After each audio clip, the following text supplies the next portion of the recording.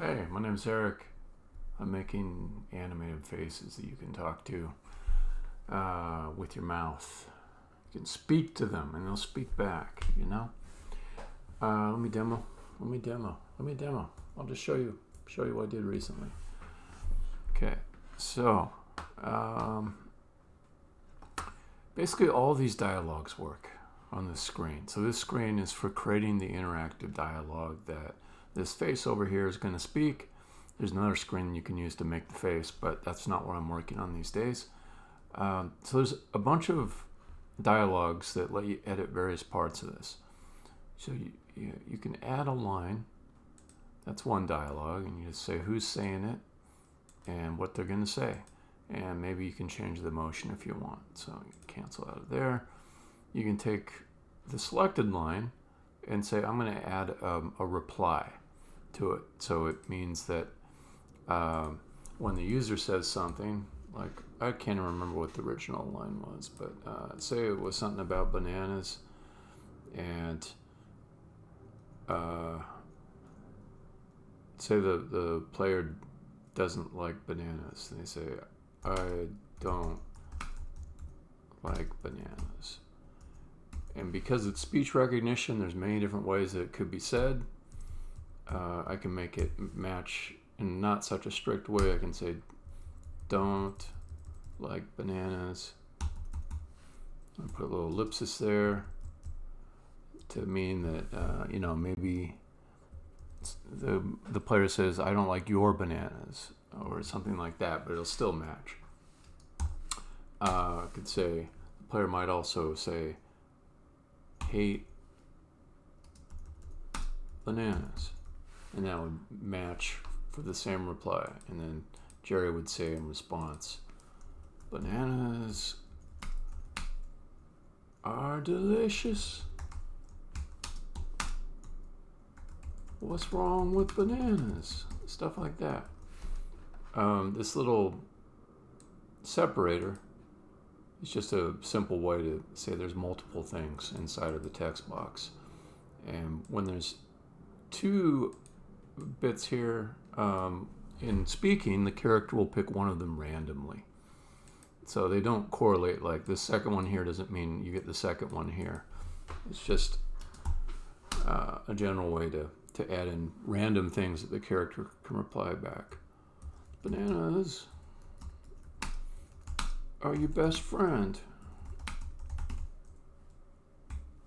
All right. I'll say he's confused when he replies back. What? You don't like bananas? Okay. So then it adds this little thing underneath that just represents a little bit of the different information in the reply. It's just there enough that you can say, okay, this is the reply I want. If you double click on it, you've got an option to edit that. It's a different dialogue. All these dialogues are slightly different. And you can also delete it, which I just did because it didn't really make sense. Yeah, so basically all of these work. You can add and edit all of these things.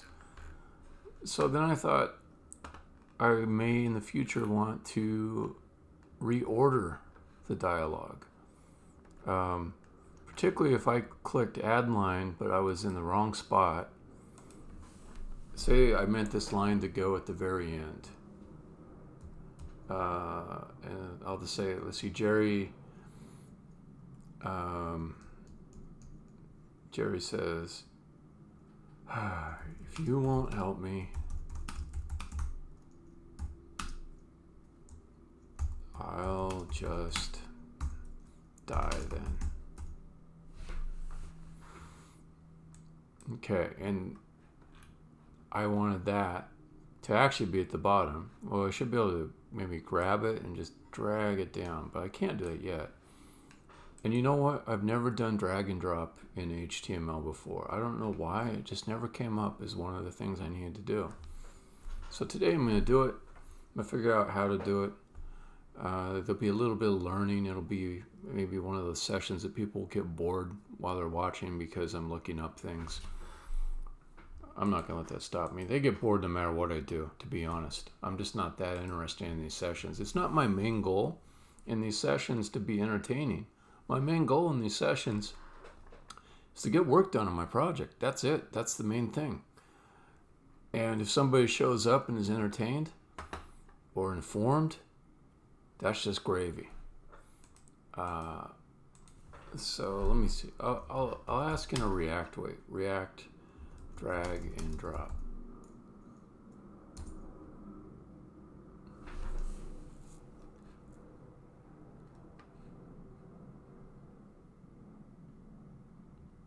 That looks like somebody pitching an NPM package. Yeah. I don't want to add in any packages. I'm averse. I will add packages to my project, but there's a high bar to clear. If I feel like I can do the same thing with one session of work or 2 sessions, it's not worth it for me to pull in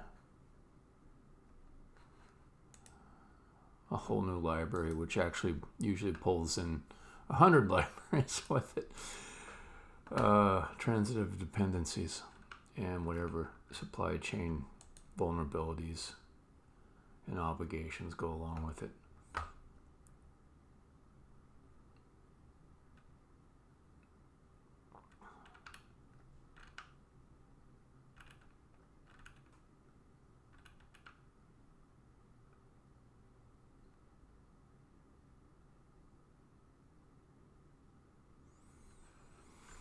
Okay, so looking.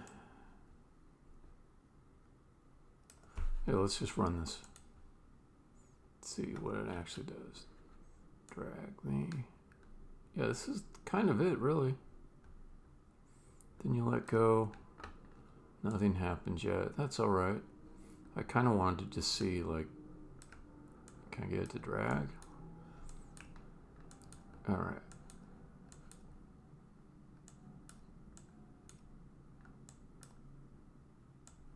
Actually, that does handle dropping. There's just no, reordering. Okay, so this fragment works. Okay, you do on mouse down, that calls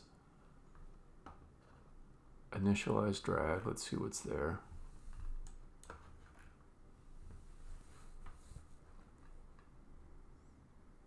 Oh, they're just doing it all with Windows stuff. But this is from...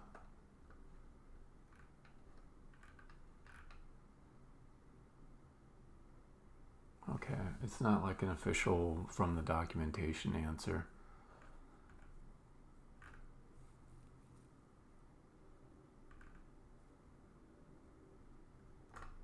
Okay, it looks like there's nothing built into React.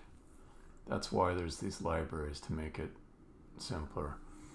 But what they're doing here is they're getting the element reference from the event, the mouse down event, and adding event listeners.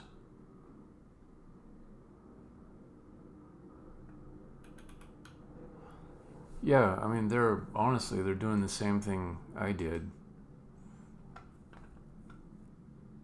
with my dragging over here.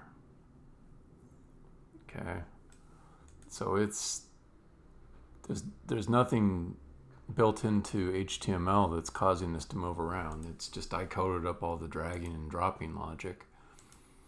And over here, even though this isn't a canvas, it's pure HTML elements, they are essentially writing their own drag and drop handling.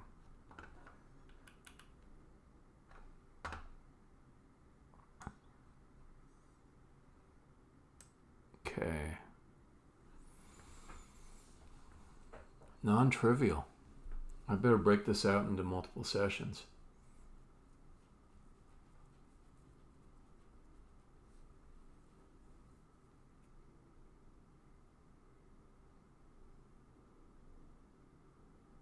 Oh, that's just kind of interesting. It does feel like this is brittle. Because you're adding a style to the React element. A re-render would cause that to disappear. Pretty sure. Yeah, it feels like a re-render would just blow this away, but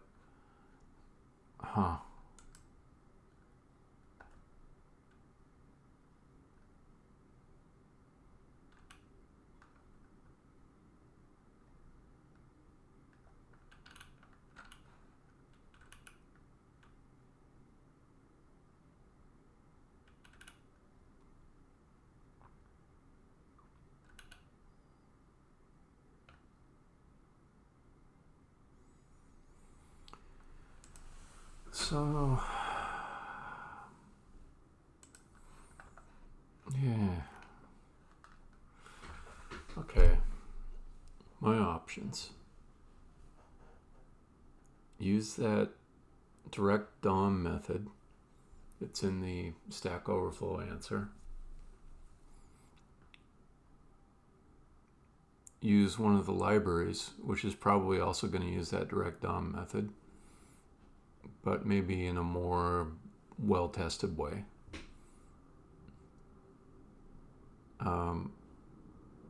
Or create a non-drag and drop solution.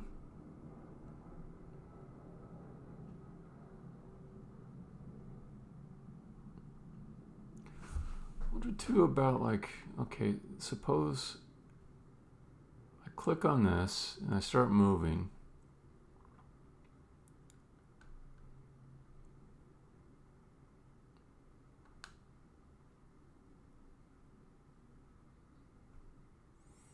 What if I had another HTML element that was like a cursor?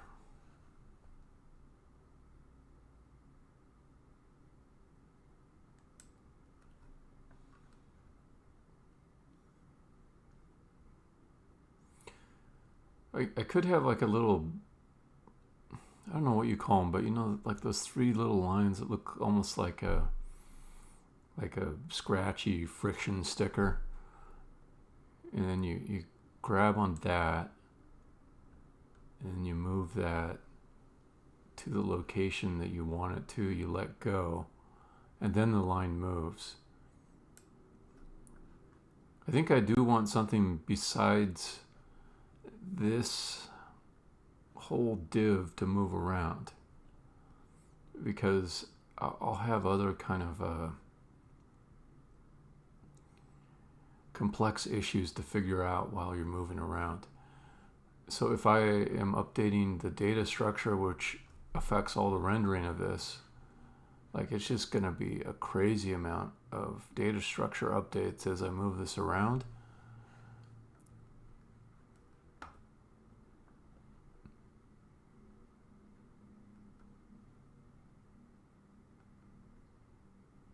Yeah, so it feels like I want something I can click on.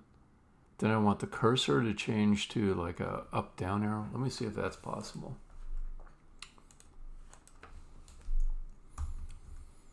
JavaScript, let's see. CSS, cursor types. Is there one that's like a up-down?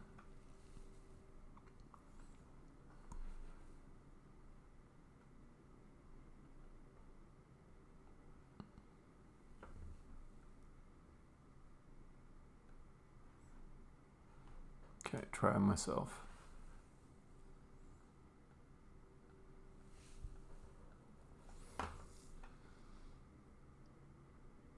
Yeah, like that, but north-south. Yeah. So I click on that thing, do a north-south resize cursor.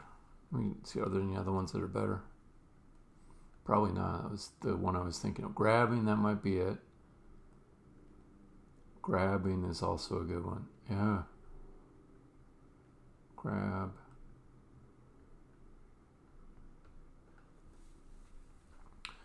Well, grabbing is more canonical.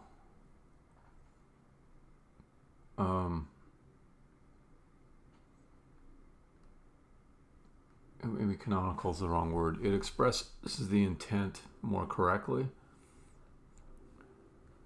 Like, I don't know it's a guarantee that every browser is going to implement north-south resize with an icon that looks clearly like you should be going up or down when you drag.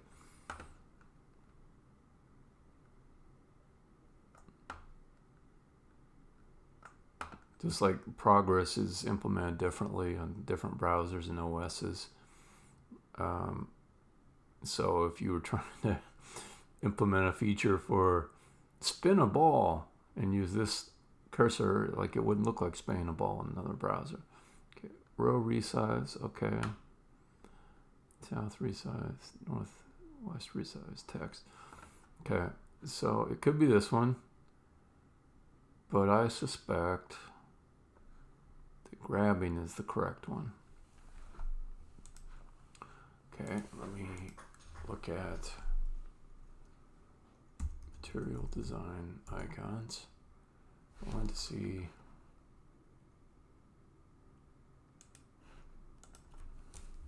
draggable.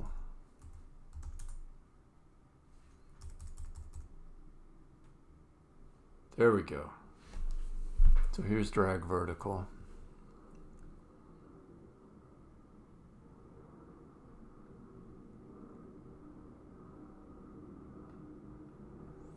Although I think it's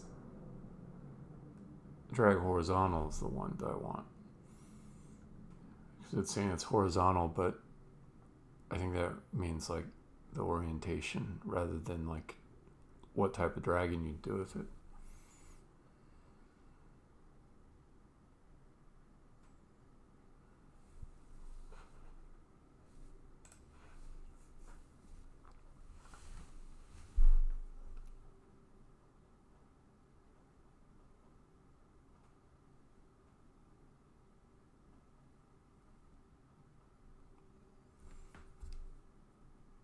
Okay. Well, at the least in this session, I think I can get like the UI started, and maybe I can do like a little test to make sure that I can click on that and receive an event and start tracking the dragging. So let's get drag horizontal, or is this better? Is this better?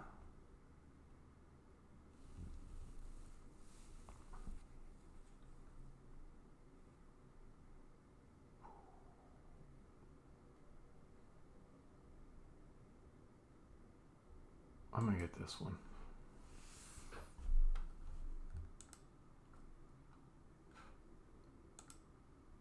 Download SVG.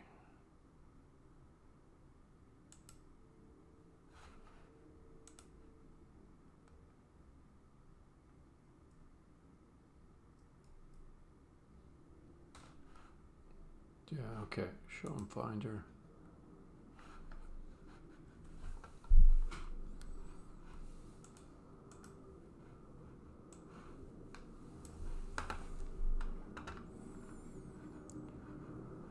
Alright, documents. Wisp. Source. UI.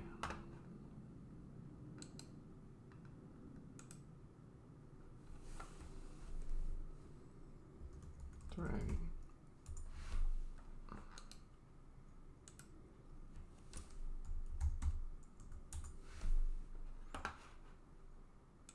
Throw that in there.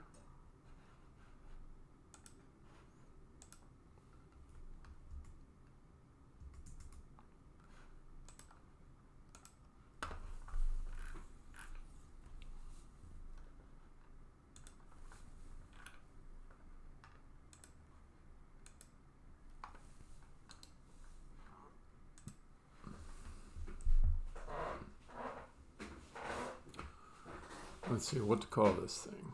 Drag.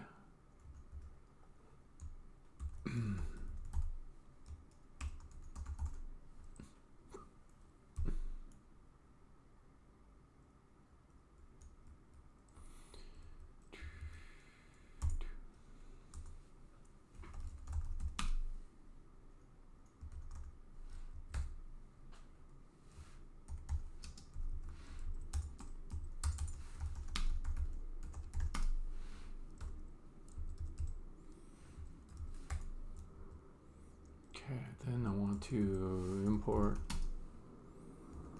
drag close from icons. Yeah. All right, I gotta be honest, that suggestion from Copilot was not useful and slowed me down.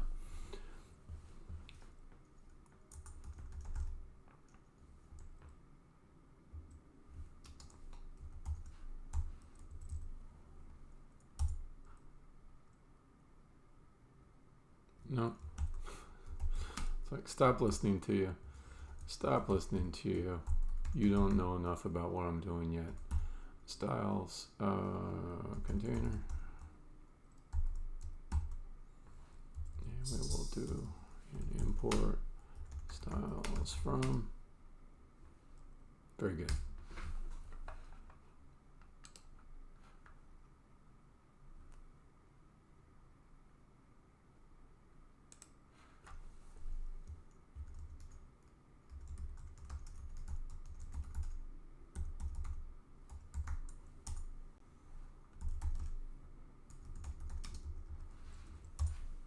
No, not like that. Like that. Okay, so then what's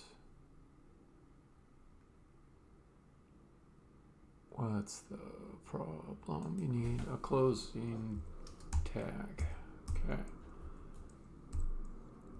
Going back to that website, it said icon path, blah blah blah. Okay. Let me see if that works.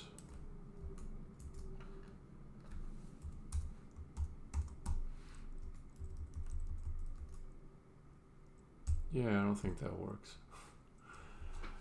I suppose it would help if I did this, but icon is not. Yeah, what were you? I don't know why you're saying I should use icon. I've never heard of that. Oh, I can get that from MD. Yeah, okay, fine. I do not want any more dependencies like that. So that's fine. I've got other code elsewhere to do this. Let's just go check what I did before inside of Wisp would be a good one. Wisp, where you at?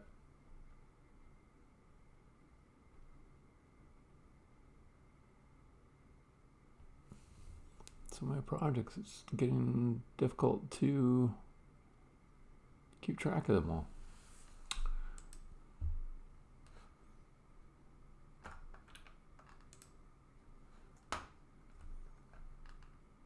Why did I say Wisp? I meant chirp.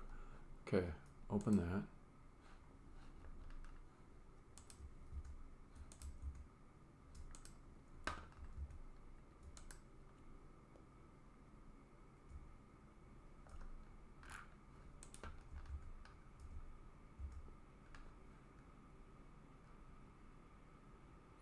Oh, I did PNGs before. I think SVGs will work too.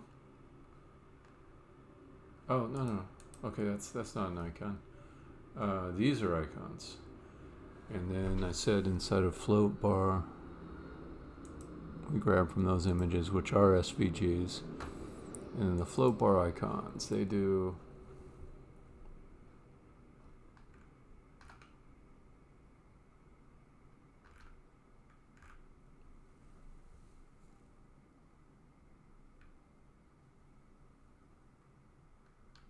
Oh, that's how it's done. React component as X. Okay, got it.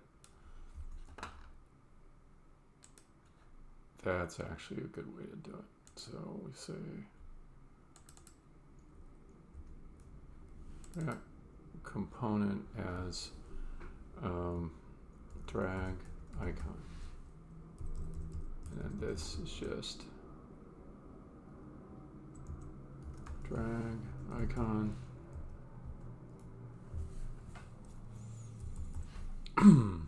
Okay, then there was like some properties that were passed into it. Let's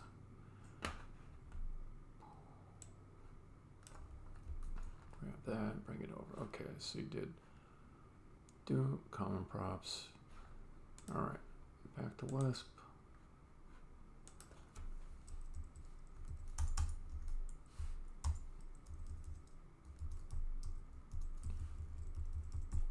Okay, so class name, close styles, icon,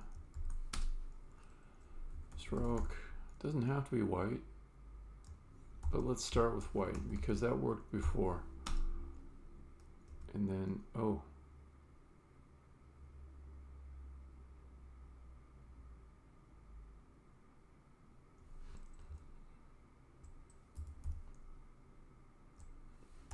Fill equals white. Just get something working before worrying about tweaking it, you know. Alt equals drag.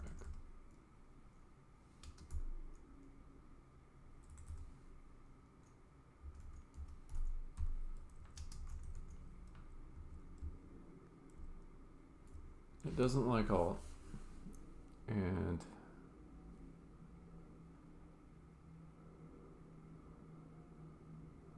that's fine.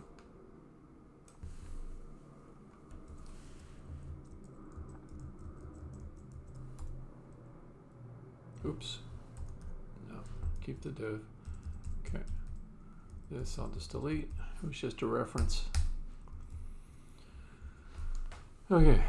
So if I just throw that on every stupid line, what does it look like?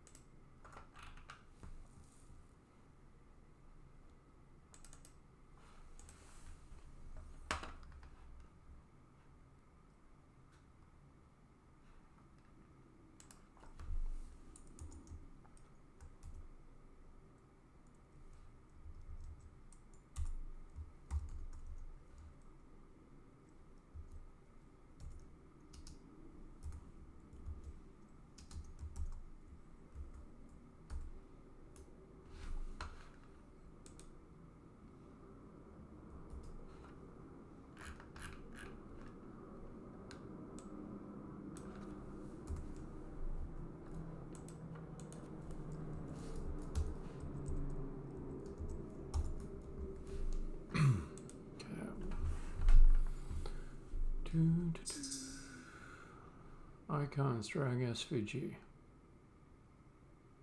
That's probably what it did mean, yes. Okay.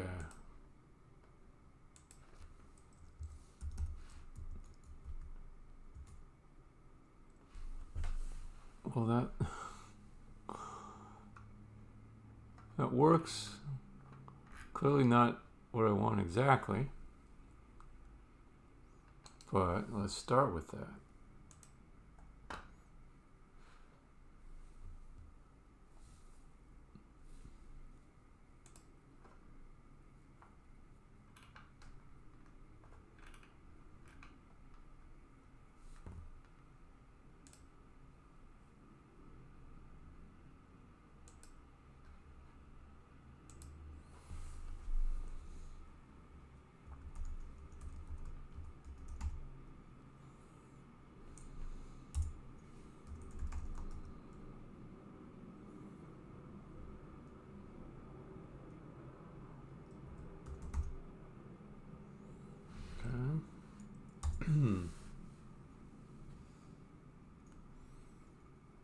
Position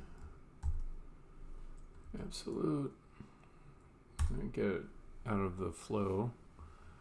We'd kind of like it on the right hand side, So let's do right 0, negative 2 rem.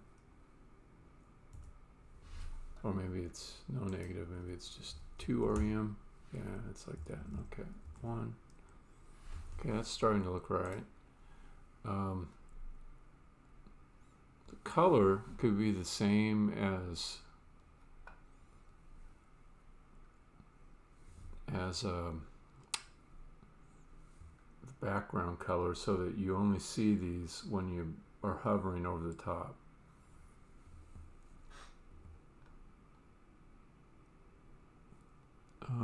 Okay, here's one where it's just one line of dialogue. Okay, here's the worst case right here. So the worst case needs this draggable area to be smaller. For that, let's see.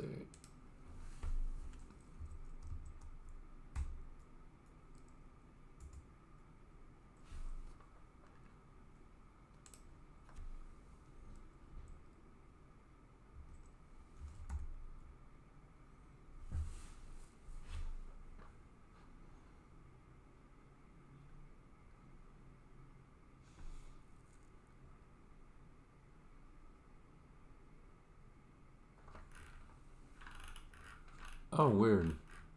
Oh, yeah. Okay. Let's do relative.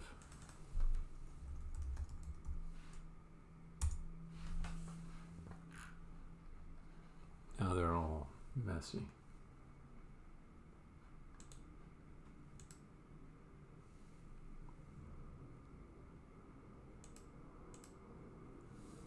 Okay, then the left side.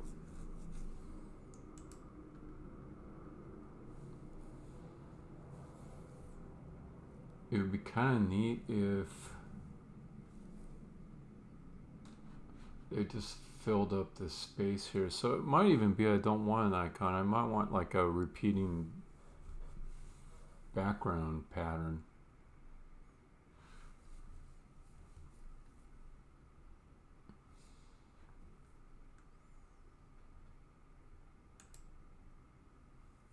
Okay, that puts it there. Negative 1 rem. Oh, okay.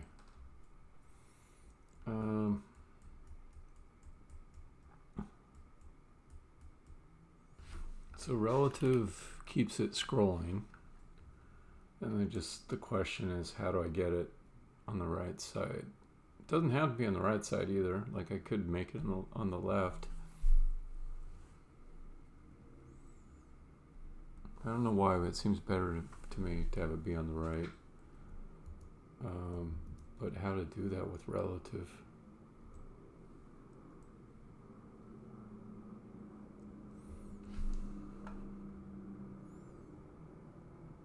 The other thing I could try is float. Right. Yeah.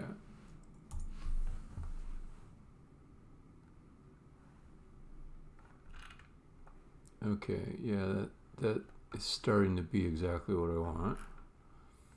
The only thing is that, yeah, I do kind of wish it would fill in better for the lines that.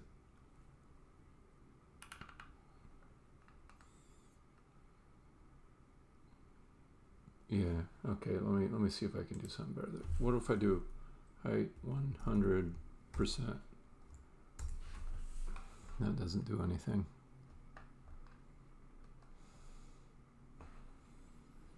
You're better off before. Okay, 1 rem.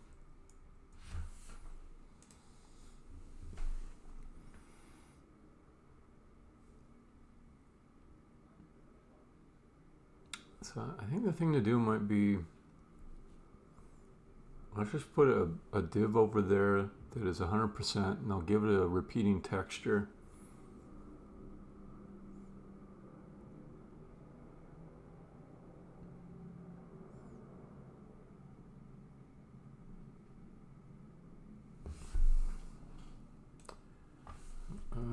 Are there? Yeah, let's do like Fit content. Okay. Background, just so I can troubleshoot this better. Let's do background color, yellow. Okay.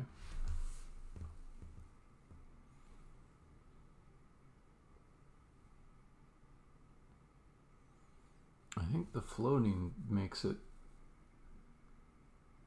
not fill the content. No, that's not true.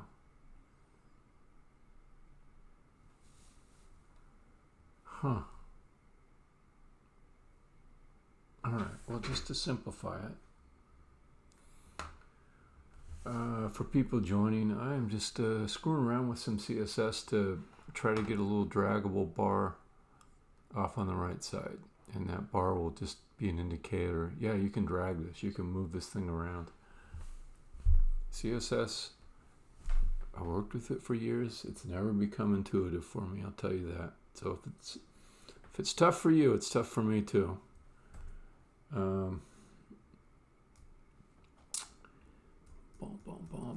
Okay, so let's take out the drag icon, because I think in the end I'll probably end up using like a repeating background there. Okay, come back to here. Just lost the... Why is it? Okay, float right. No? Alright. Let's take what I've got and put it in the official CSS. Drop it there. And see what that does. I think it just stopped drawing anything because it needs something inside of it to fit the content with. But what I wanted to do is expand to fill the height of each row, and the rows are variable height, so I can't just set it to a specific value, height value. But what happens if I do 100%? I get nothing at all. You'd think like maybe that would fill up the entire thing, the parent element that's inside it, but it doesn't. That's kind of how it goes. Fit content, max content. No, it does nothing.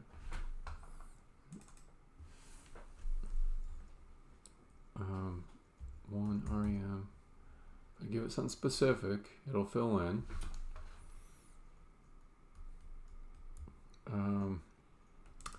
There's some CSS for this. CSS to fill remaining height.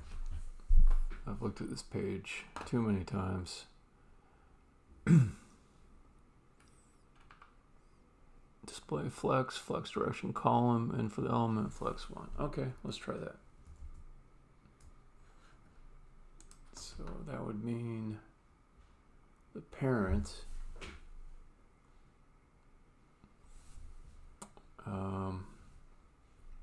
it's an annoying solution because it doesn't allow my CSS to be self-contained.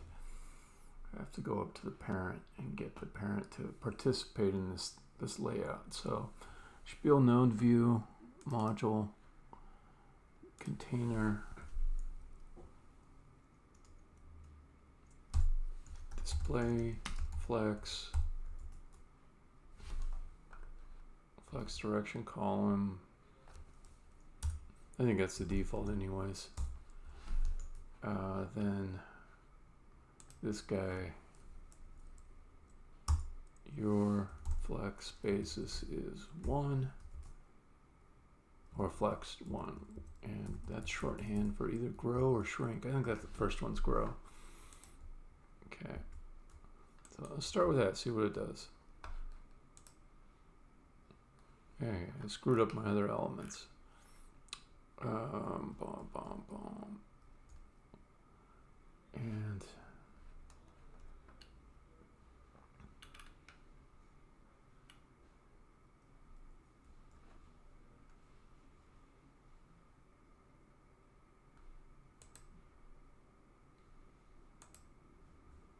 okay, as soon as I say flex 1.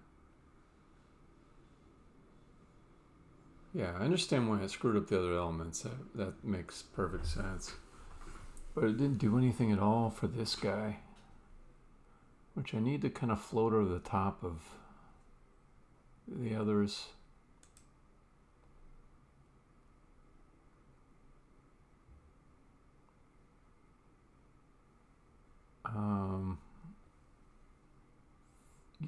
Combining the float with the flex display on the parent will override the float.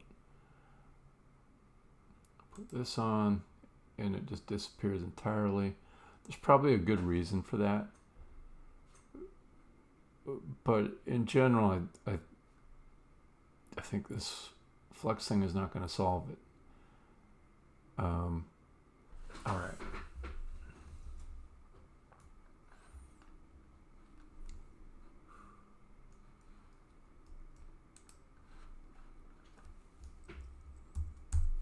Take that out.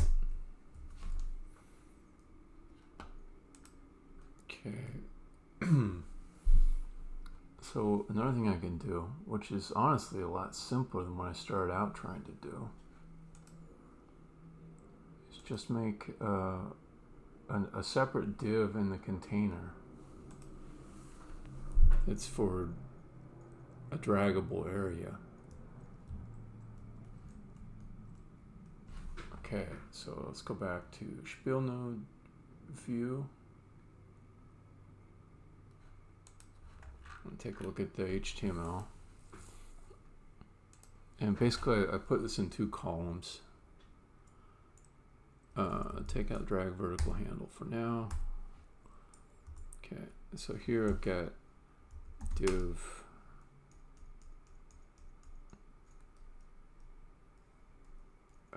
okay, class name, styles, main cell,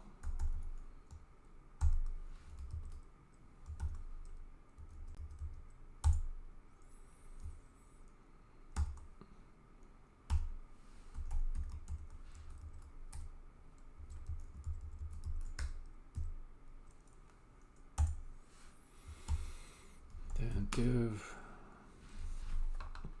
I can make them spans, then they would just automatically get a side-by-side style. Span, and then over here span, class name, styles,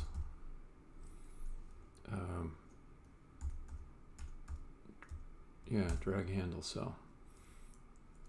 Okay, so just start with that and see what it messed up. So far so good. So then let's set styles for both of these.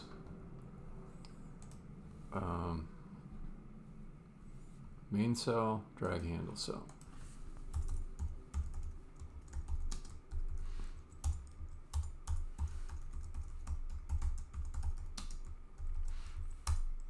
Okay, background color, ugly yellow so I can see it.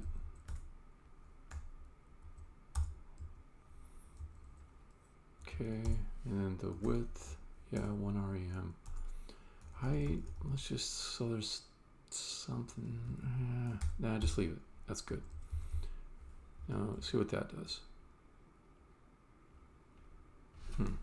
Nothing.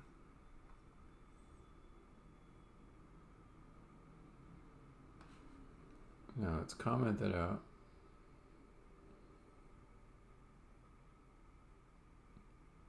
Okay, display inline block.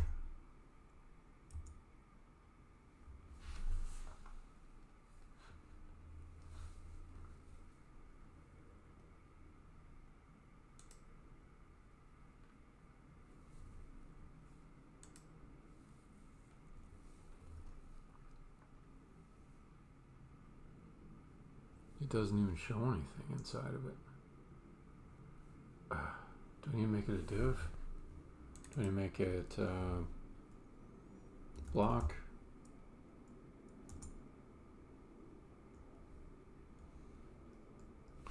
I don't understand why it wouldn't have width and height to it.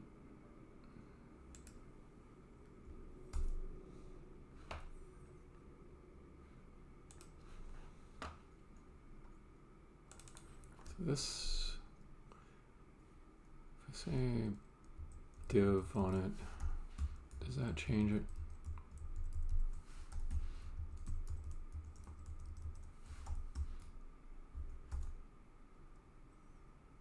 Does not.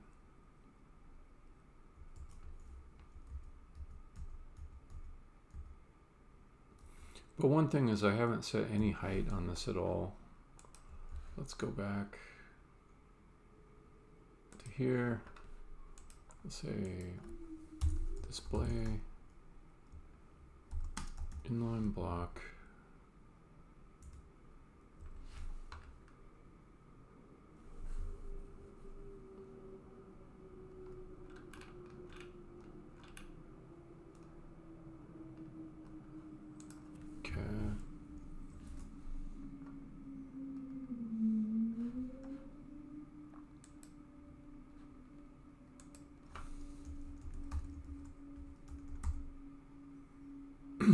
Okay. What if I say 100%? Can I get it to fill up? Okay.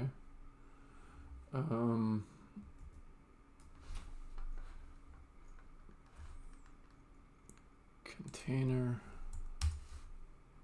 display, flex.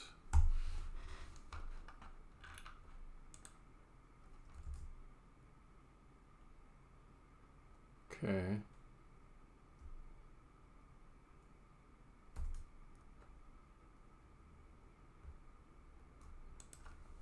Height 100%. Really? So if I didn't have height 100%, you give me 100%. Okay. So that part's fine. The other thing that I need is for these two guys to just take up, this needs to take up all available space, essentially.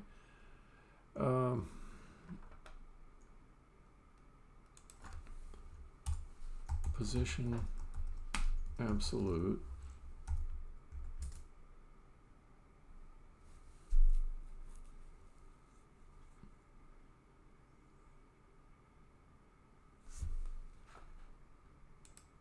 Not absolute, relative. Okay.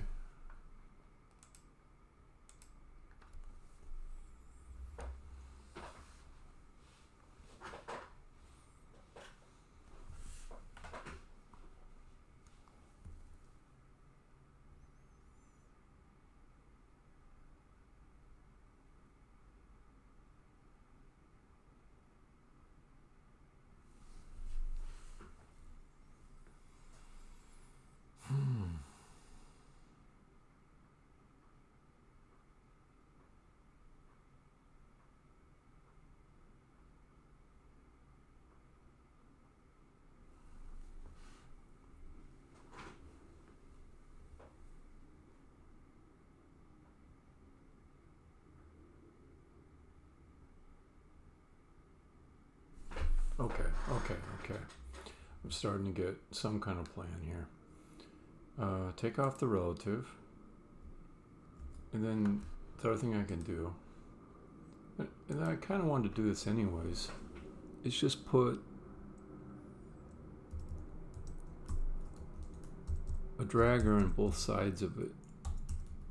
Okay, so now you've got yellow on both sides. Now the thing is, I want the middle one, the main cell, to just take all of the space except for the left and right drag bars. I think I'm getting there now.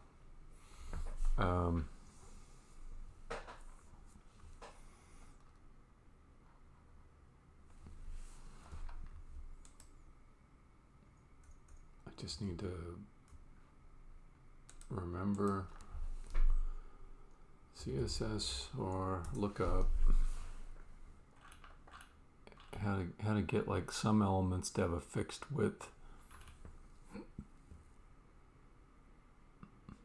and the rest to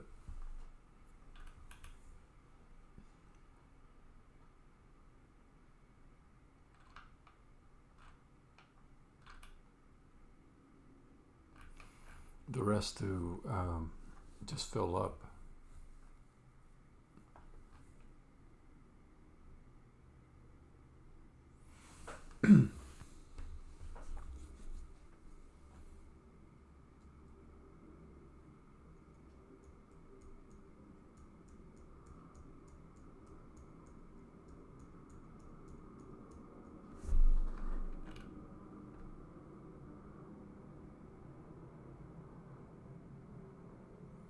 Okay, flex basis.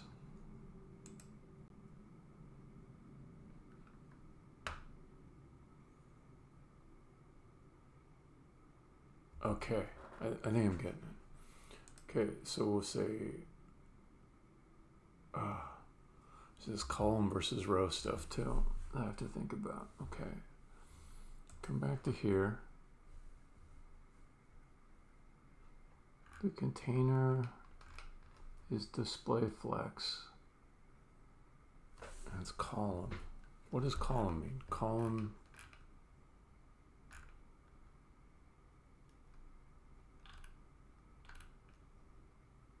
Flex direction column. The default is row, left to right. Okay, leave it at that. Flex direction row, drag handle cell, width one rem. Let's say flex basis 1 rem. I think that's the same thing, the same width. Let me see. Does that change my rendering? It does, in a bad way. Width 1 rem. Really? I lost it? Hold on.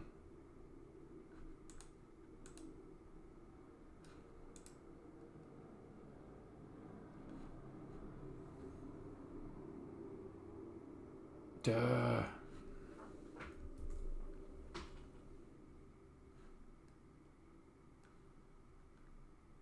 Oh, it's this absolute stuff. Take that out. There you go. All right. What about remove the width? Will it still work? Because I don't want redundant CSS if I don't need it. Okay, good. All right, then the main cell, we say flex grow 1. There we go. That's what I wanted. The next part is to have some repeatable texture inside of here.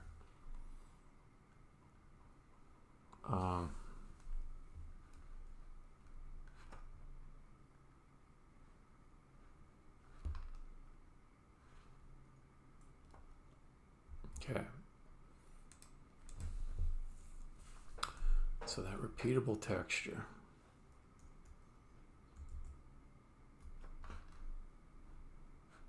Go back to the material design icons.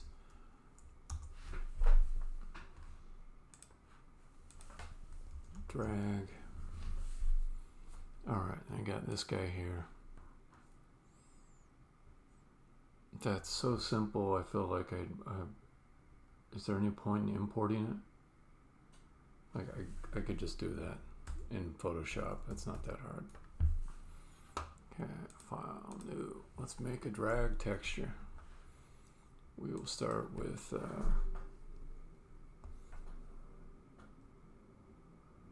256 by 256.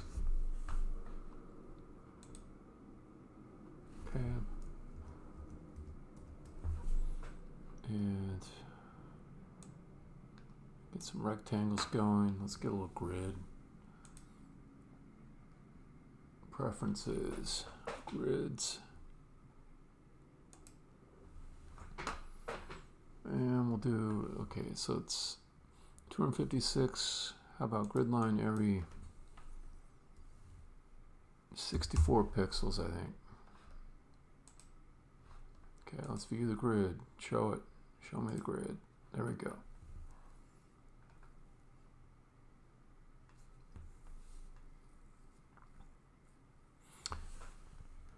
And you know what? I think all I need to do is something like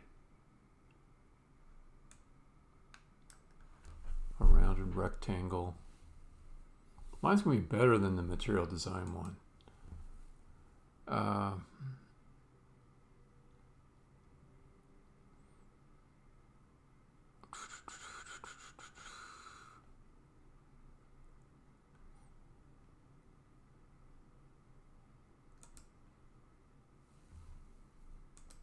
Okay.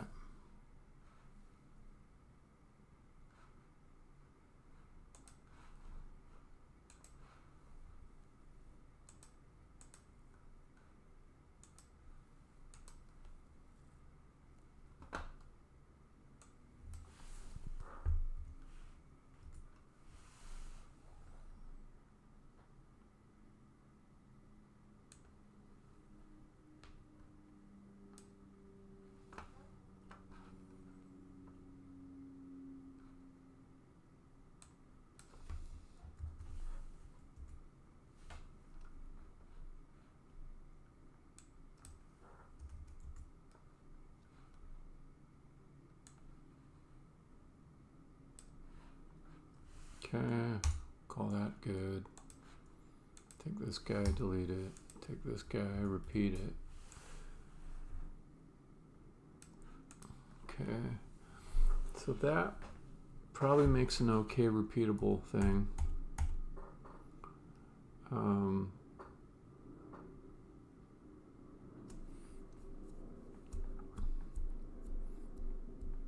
I wonder, is there a CSS that'll let me change the color of the pixels to something else? Because that would let me keep my color in the CSS styling.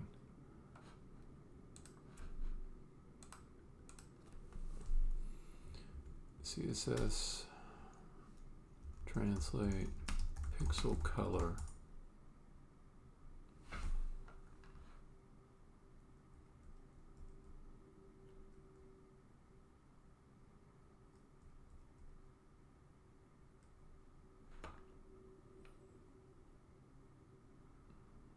Yeah, I won't try that hard for that one. So the color I know that I want is going to be defined in my CSS colors, common palette, and it's off-white, EFED E6.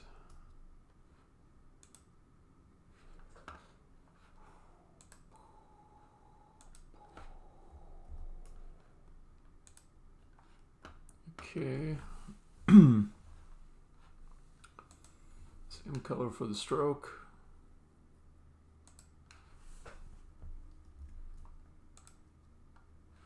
Okay. Then let's do this one too.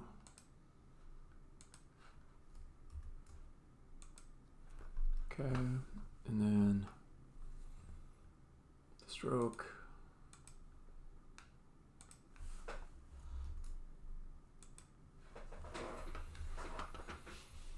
Okay, and then get rid of the background because I want those pixels to show through.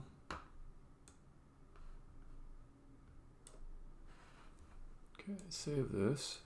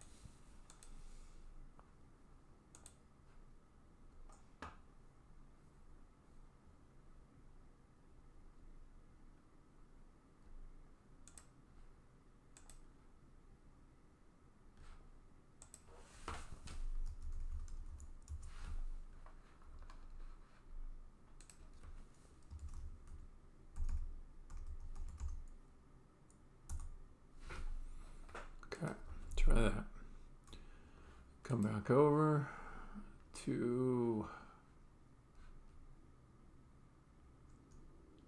here. Is this, now how do I get a PNG from Webpack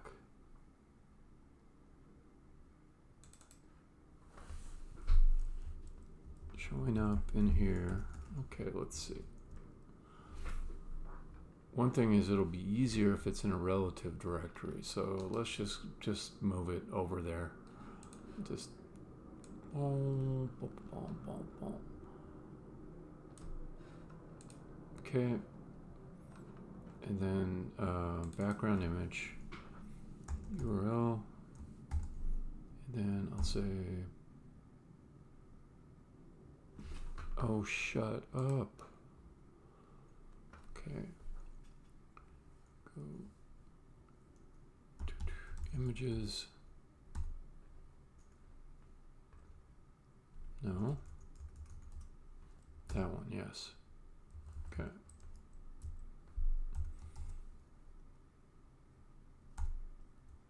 That has a chance of working. Not a large chance, but a chance. Let's see. Okay, it's doing something. It's doing something. Now I need to send the translation. So it's got the file. It's got the file. It's just not sized properly, but there's some parameters you can set in CSS. CSS background. I just want all the properties for that. So let's look at this. Yeah, like the repeat, position, all that. Okay. Where's repeat? Yeah, go to that. Background repeat. Repeat Y.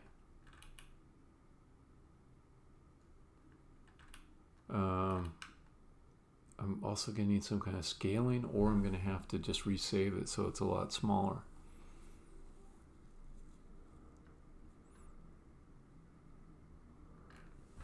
Okay.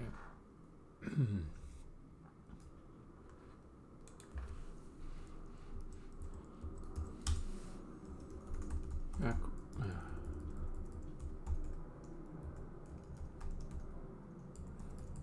Choose. Repeat. What are all the options? That's fine. Okay, Y. That's probably not going to do anything initially because they're just sized so friggin' large. How do I scale it?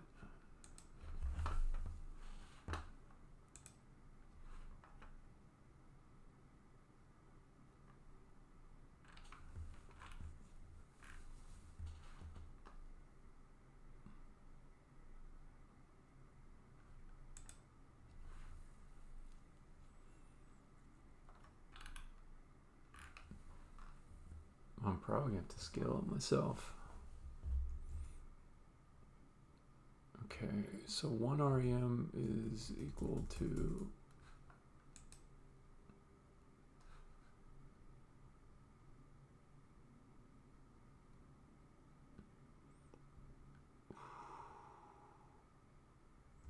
okay. Let me just try some quick tests. Image size, and we'll go down to quarter size. File, quick export.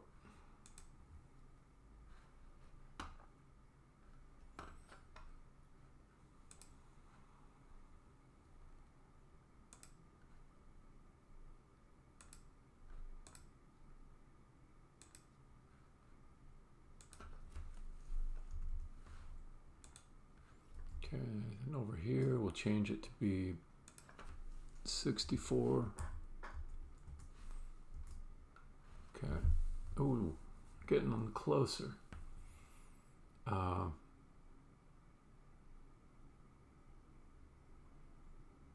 32 might be right.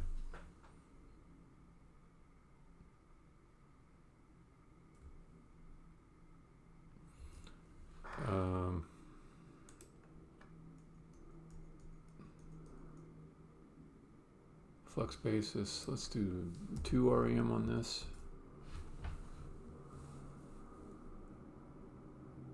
Okay.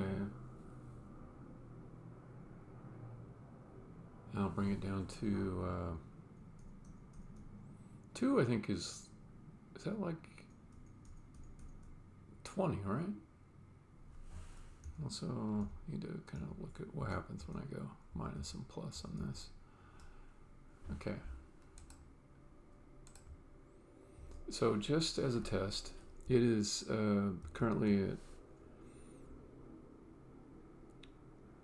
at size to 64 pixels. So if I said 6.4, is that going to translate to? It's a little bit large. It's a little bit large. Okay. If I say 3.2. Okay. About 4. 4. Okay. So here's what I'll try next. I'll put this at 2, and I'll scale it to 32 by 32. File, quick export.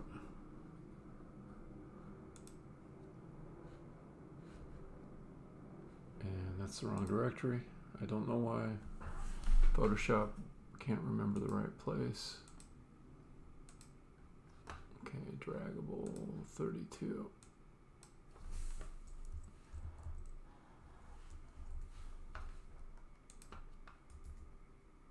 Okay, change this to 32.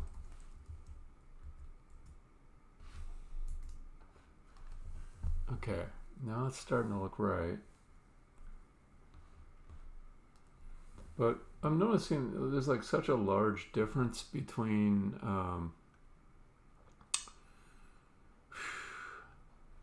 different lines. It's just not very appealing as a surface when it's like that, as a repeating texture. I think I'll try it down at 16 because then I'll get more repeating lines. It'll have more of a suggestion of a texture when it repeats more often. It definitely looks kind of ugly now.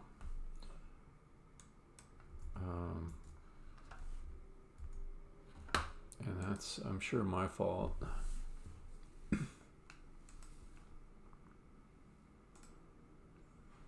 So we'll do 16.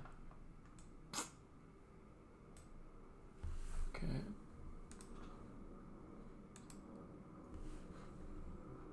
Okay, draggable.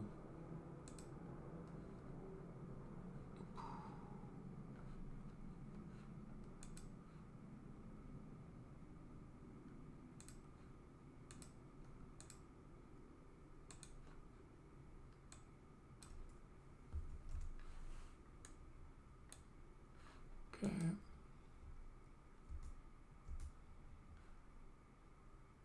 Oh, gotta change the reference here to go to 16. Okay. All right, so that now it's not looking bad, to be honest. But I think the width of it could be more. And I know how to do that. Just go with a 32 width and 16 height. And we'll go ahead and export that again. Source.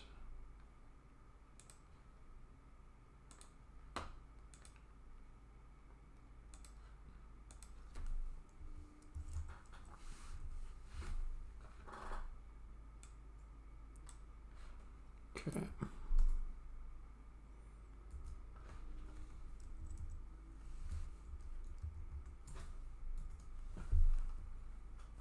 Okay. Not bad.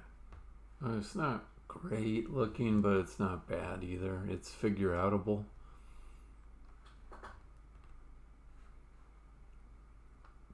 The other thing I wanted to have is a little, like a mouse pointer here that looks like it's something you can grab onto. Well, like I'm already showing the correct icon on the mouse pointer for that. It's more like if you click on it, then I want the mouse pointer to change to be that grabby hand. So let's go down and look.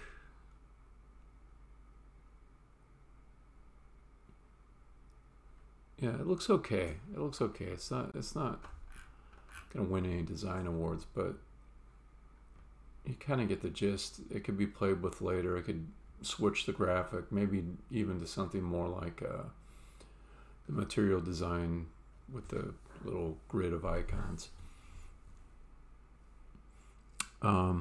Okay, so let me write some code to make it so that even if we don't drag, not in this session, at 520, I don't think I can do it.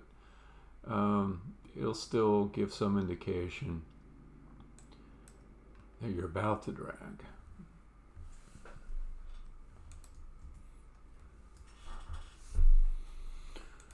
All right, so how do I do that? Let's add another style.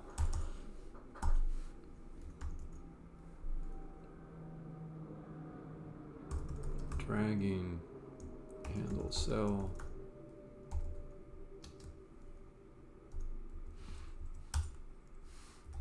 Composes. Yeah.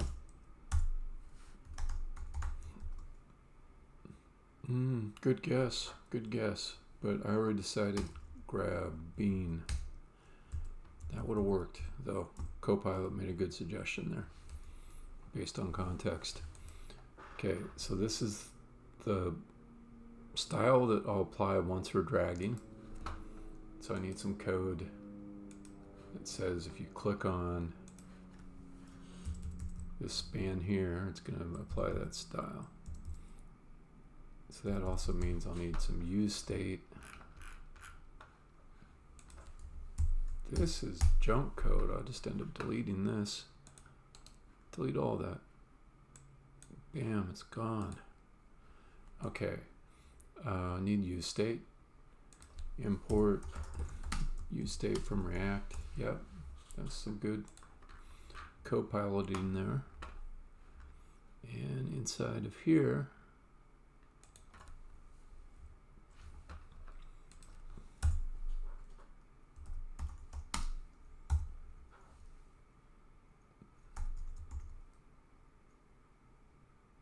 yeah, that's good autocomplete there. Okay, so then we'll say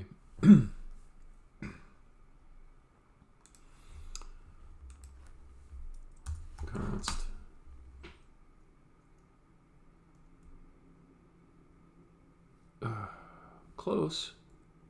close styles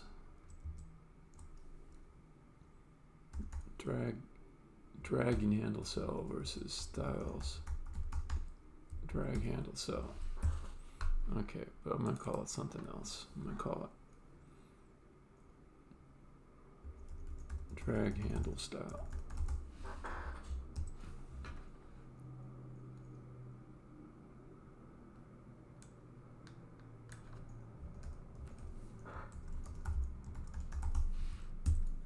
Okay, then I need on mouse down.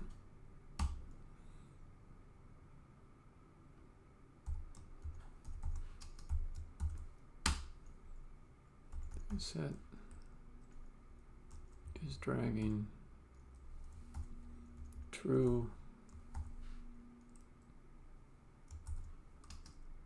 and then on mouse up.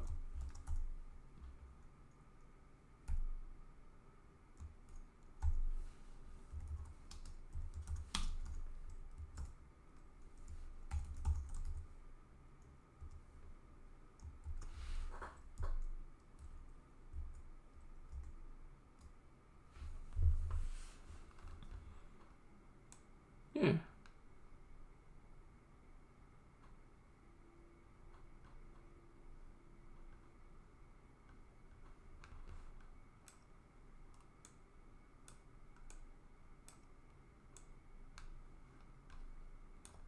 Okay.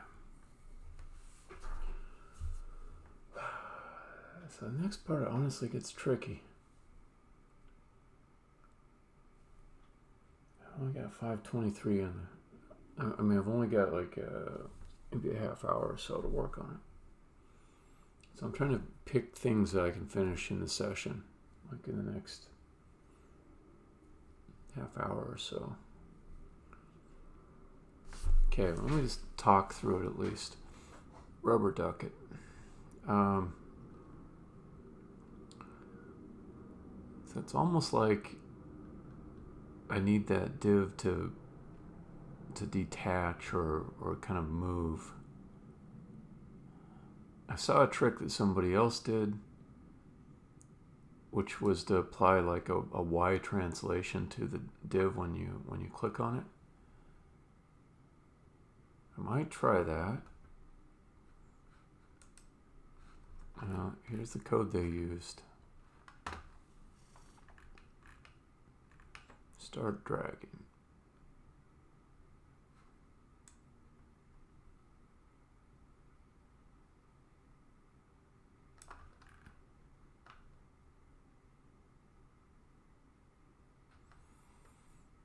So it wouldn't be the window page Y offset I'd use. It would be like the parent div. I do have a scrollable area in there. Let's see, you're going to call this initialize drag on mouse down. And in there you're going to set a few things that are needed. Add event listeners. Basically subvert the normal input handling of React a little bit and the rendering of it. Okay. Then they did this, and this is the sort of thing that like gets destroyed on re-renders, which is trouble. Translate Y to the new top. I would like to maybe with the rest of my session figure out if it's possible for me to set the style directly and have it not be affected by the React re-rendering. So if I get like a handle to a DOM element and I say, oh, I'm going to just add a style to it. Well, does that style get overwritten every time that React re-renders? If it does, then this approach, it just doesn't work. I have to, or at least there's an obstacle to get around. So let me do an experiment, not to implement this whole thing, but just see, can I apply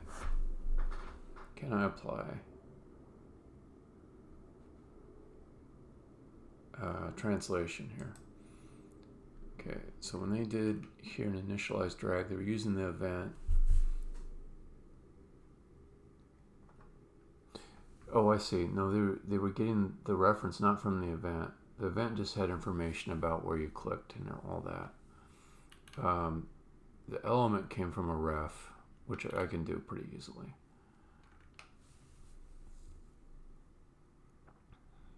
Okay.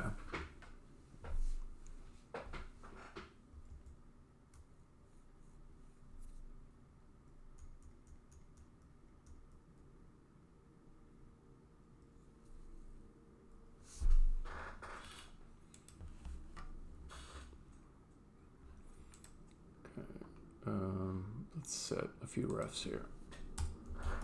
Const.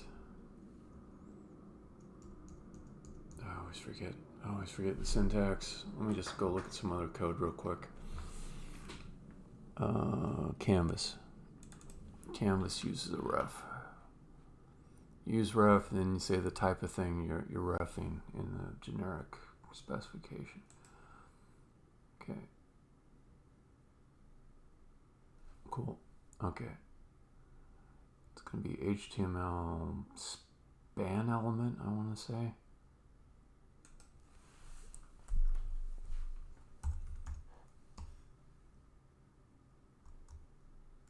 Left drag, handle, ref.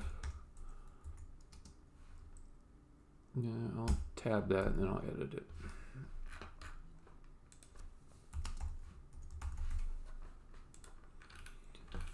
So when you see stuff appear off to the right of where I'm typing, that is that's GitHub Copilot. And when I hit tab, that accepts it. I believe this is a span, so let's make it a span. Okay. Need one for the right too.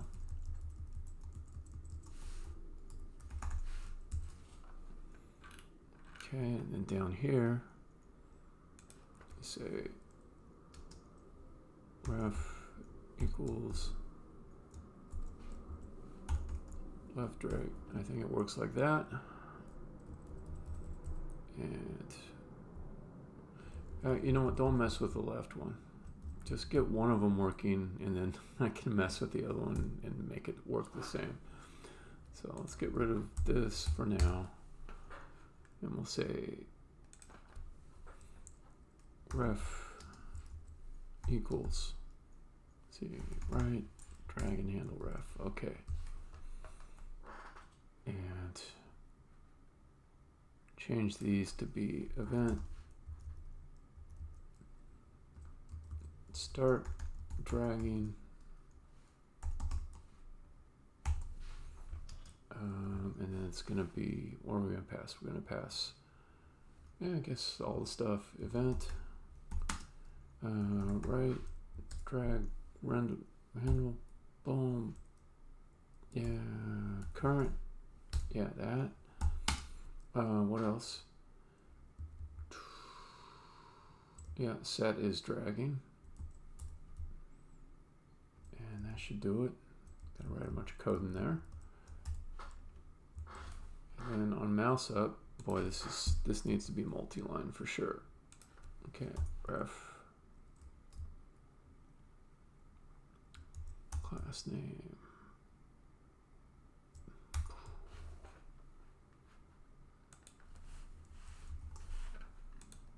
Mouse up, bam. Okay, and this becomes event.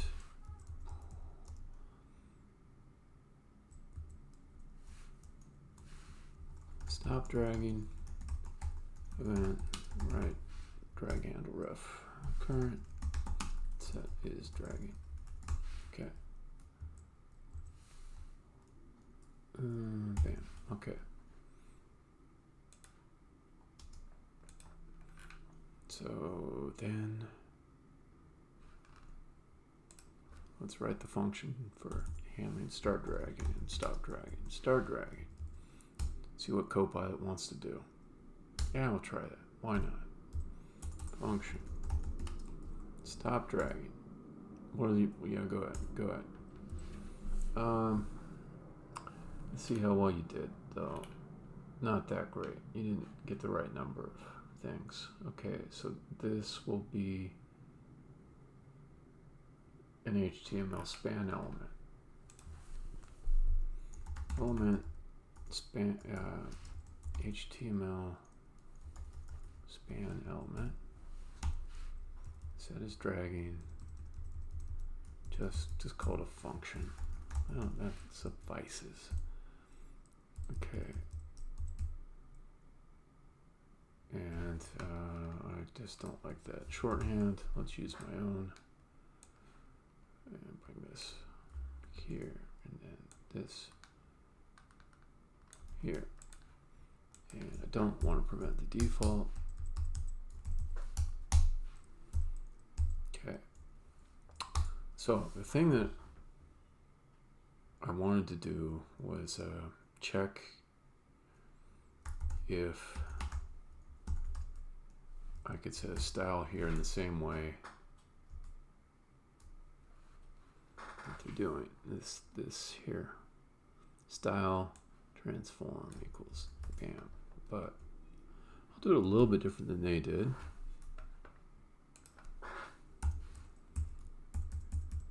Let's just see if I can set it to something so I can actually see it change. And let's see if that change will persist even when React re-renders. Okay.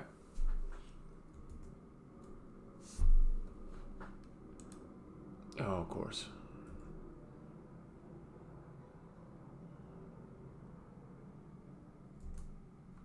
Okay. So your event is a mouse event on HTML span element. Okay. So let's just try to remember that and reuse that. Mouse event over HTML span element. And you don't like that.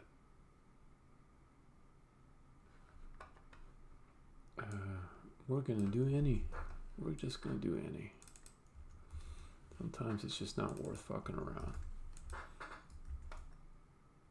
Okay, now you've got complaints.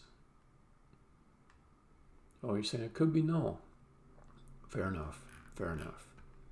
Let's just do or null. Or null. And if we don't got the element, then we're just going to return. Yeah, that's fine. Nah, I'm going to do my other one that I like better.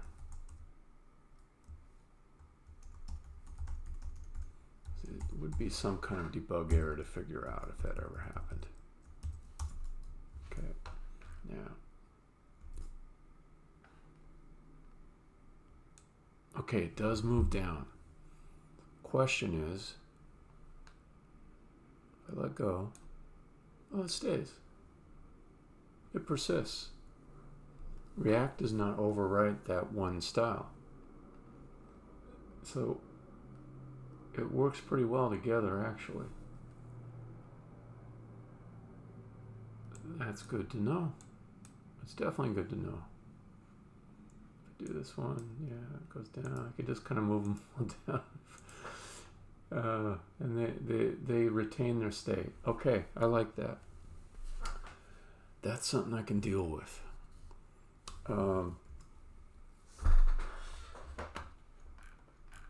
Yeah, I'll even make it so it'll set it back.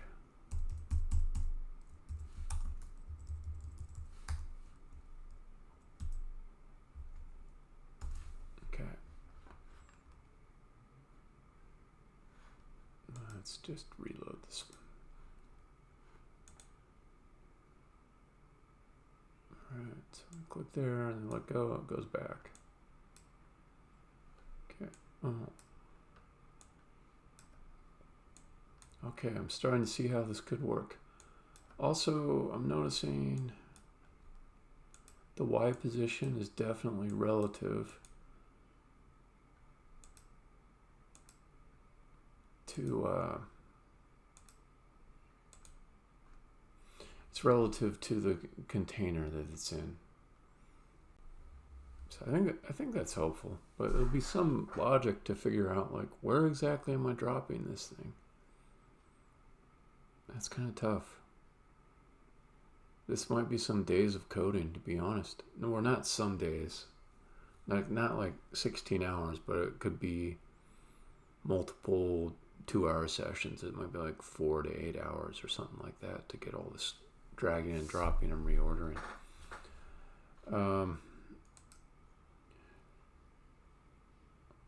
537. I don't think I have time to dig further into the UI, but there's another piece of work on the data structure that I could probably get done, which is, okay, we're going to take one line, we know it's at position 5, and we want to move it to position 3. The underlying data structure needs to reorder in that case. So let me go over to SL Spiel, which is the data structure handler, and write the code that moves things around.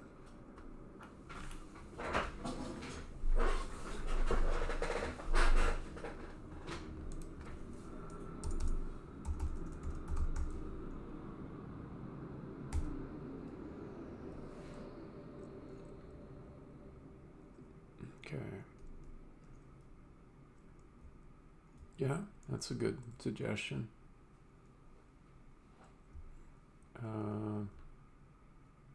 Yeah, that's actually good. Keep on seeing what it's going to put in here. I think it's nonsense. Here, just don't spoon feed me. Let's just do it all at once, Copilot. What's your idea? Go ahead. Yeah, do the whole thing. I'm going to evaluate. Whoops. Evaluate what you put in here. Okay. So you said if either of these indexes that we put in are out of range, just return quietly. That's not my style. I don't like to quietly fail like that. Throw error. Yeah, like that. Throw error. Yeah, that's fine. Okay, then you said, here's the node that we want to move.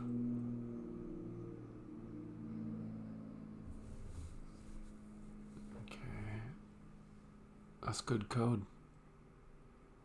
That's good. I'm pretty sure it's going to work. I'm going to write some unit tests for it. Make sure it does work. Okay.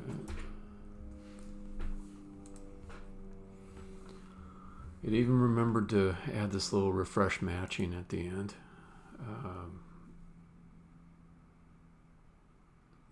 Although, thinking about it a little bit more, refresh matching means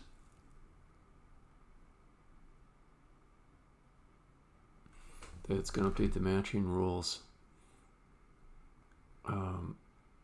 Would it be affected by movement of nodes? I don't know that it would, because there's not an introduction of additional matching criteria, and the order of the node placement would differ. So it was a good guess at something to do, but it's a little bit like cargo cult science. They noticed that when the scientists came, they brought a bunch of boxes and cargo, and so they recreated rituals around boxes, but it didn't bring them any more good luck or fortune. So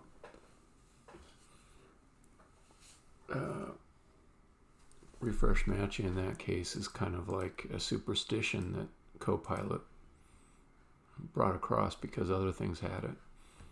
And I have to be smart enough to know that the original reason for including this function call is not present in this case. Can't just let Copilot write all the code for you. Okay. Spiel tests. Move node.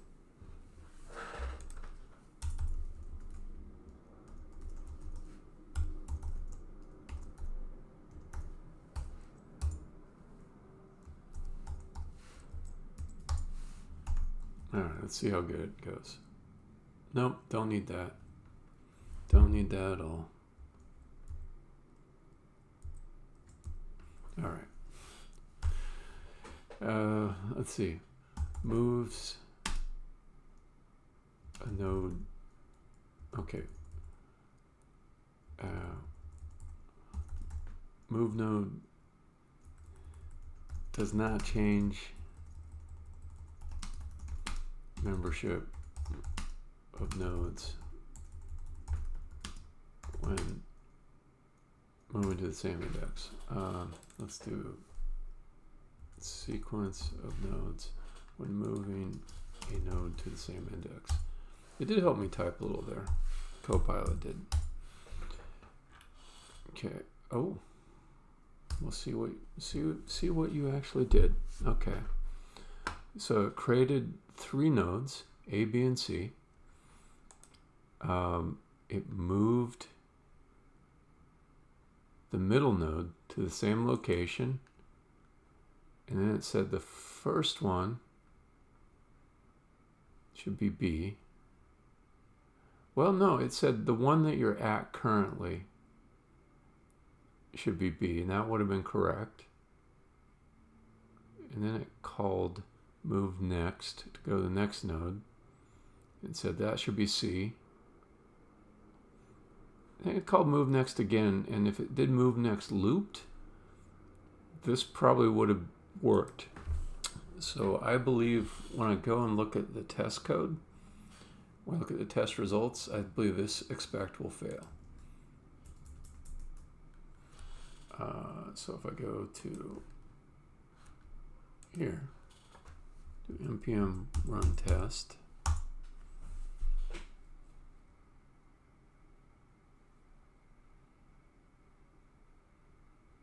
Okay, so the first one was unsuccessful, but I kind of don't like how this is written anyways. Let's go to the very beginning. Spiel, move first. I just want to check them one at a time. So the first one should be A, second one should be B, third one should be C. And I think it won't work.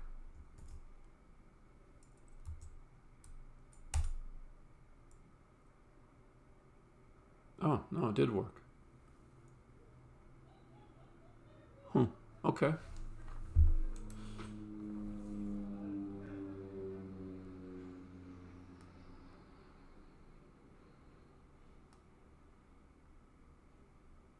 Damn, that's pretty good. Okay.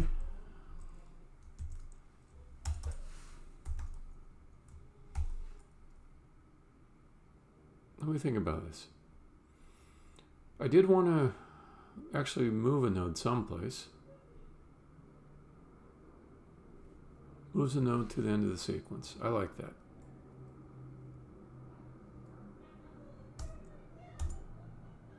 Let's see what you got.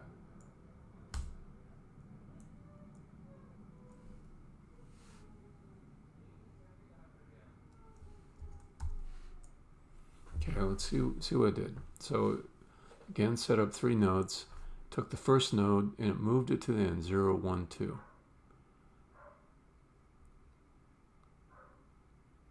And then it's looking at this one I did up here, and it's saying let's use that pattern instead of the thing it was doing before. So it moved beginning. It said the first one should be B, move to the next, then it should be C, then it should be A. This is a good test. This is a good test. Test passed. Okay. Let's see what it suggests next.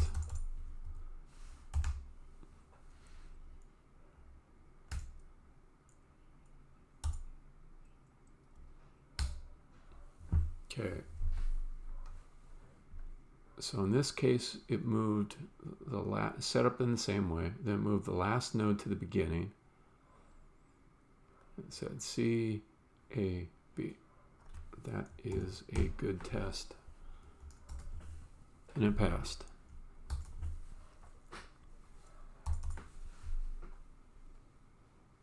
That was the next one I was going to do. Now, here's where I'm interested. Is it going to try to move? Let's just see what it does.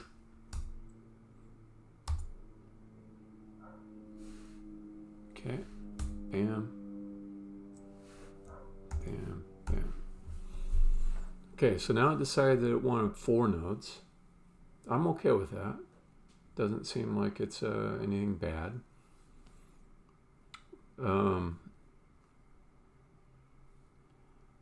Okay. So it moved the first node to 2. So basically it did the same thing as this, but it added one more node on the end. Okay, now what would I expect that to look like? It should be B, C, A, D. B, C, A, D. So that looks like a good test to me. Very nice. Very nice.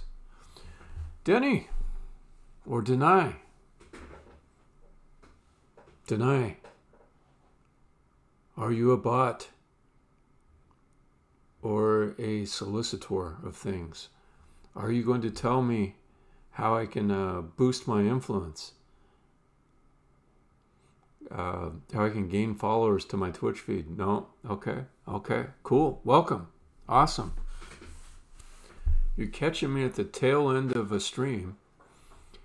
So I don't know. I just finished up doing something I thought was kind of cool. Don't mean to put you on the spot, but like, what kind of a? Oh yeah, go ahead. Ask a question. Your timing's perfect.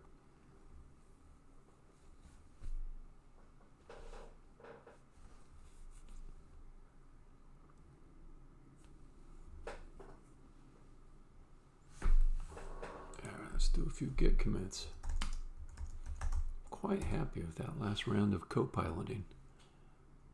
Gonna Git commit I added method to reorder nodes in a spiel. All right. I'm starting an online reselling website for gamers such as mice, keyboards, desk, etc. We're looking to find a developer but don't know where. Any suggestions? Yeah. Okay. So here's the deal. Like right now, there are a lot of developers out in the marketplace because of all the layoffs at Meta. There's like the FANG layoffs, and those triggered a second round of layoffs. A lot of companies used it as kind of a cover for doing like the layoffs they probably wanted to do anyways. So right now the market's really good. Now, that doesn't mean like if you're trying to get like some devs that you'll end up getting like the ones that are like the very best that came out of Meta. I mean, those people are looking like for salary jobs. But because the market's so flooded right now with devs, generally easier to find like contractors and stuff to do things. Trying to remember, there was one website that I used. Let's see. It's not called Odesk anymore, but I used it a lot. Odesk, new name. Upwork. Yeah, Upwork you might try. Elance, Odesk, Upwork. Okay. I don't really want to go to this. I want to go to. I'm assuming you're looking for like contract developers, or you're looking for salaried, like.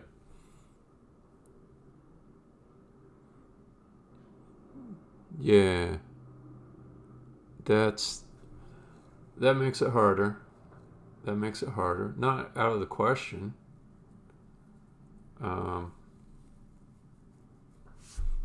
But I mean,